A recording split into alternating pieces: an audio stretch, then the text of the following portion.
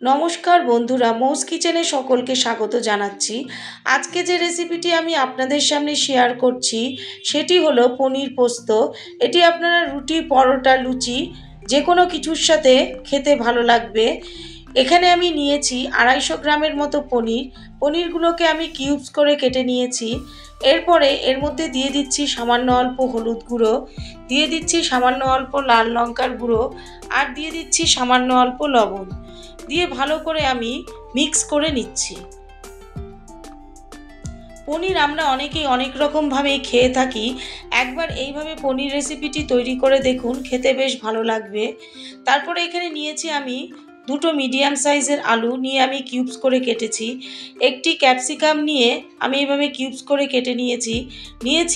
4-5টা কাঁচা পাকা কাঁচা লঙ্কা।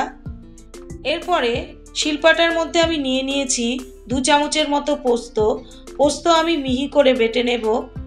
সামান্য অল্প জল দিয়ে আমি পোস্তটাকে ভালো করে মিহি করে আমি বেটে নিচ্ছি।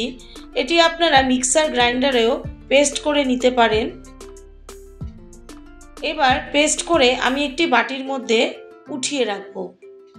পোস্ত বাটা আমার কমপ্লিট হয়ে গেছে। এরপর আমি কড়াইতে দিয়ে দিয়েছি 2 চামচের মতো সর্ষের তেল। সর্ষের তেল গরম হয়ে গেলে এর মধ্যে আমি এখন পনিরগুলোকে 1 মিনিটের মতো ফ্রাই করে নেব।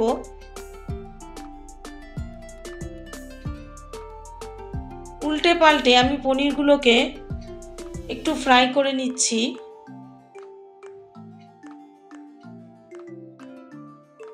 এরপরে আমি একটি বাটির মধ্যে উঠিয়ে নেব। এবার এই সেম তেলের মধ্যেই আমি ক্যাপসিকামগুলোকেও ভেজে নেব। 1 মিনিটের মতো আমি ক্যাপসিকামগুলোকেও ভেজে নিচ্ছি।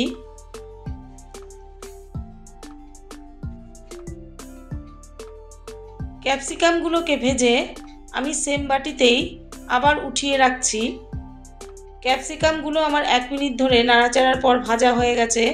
এবার এটাকে আমি উঠিয়ে রাখছি।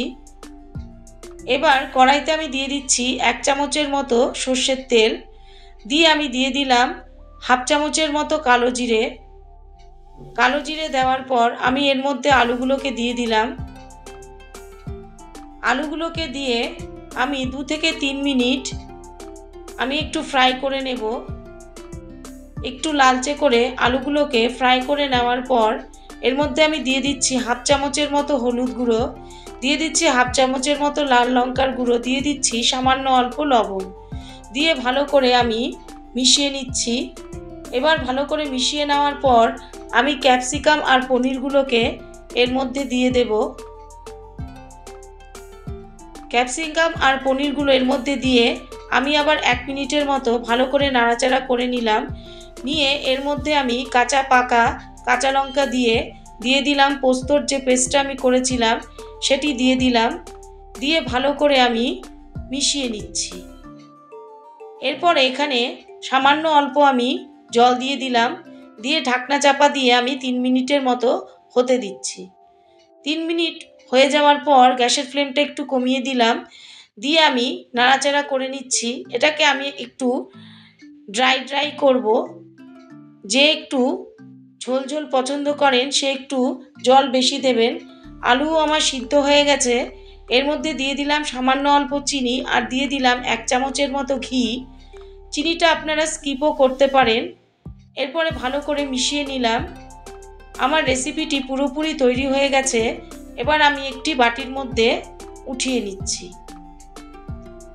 পনির পোস্ত পুরোপুরি নিরামিষ রেসিপি আমার তৈরি হয়ে গেল।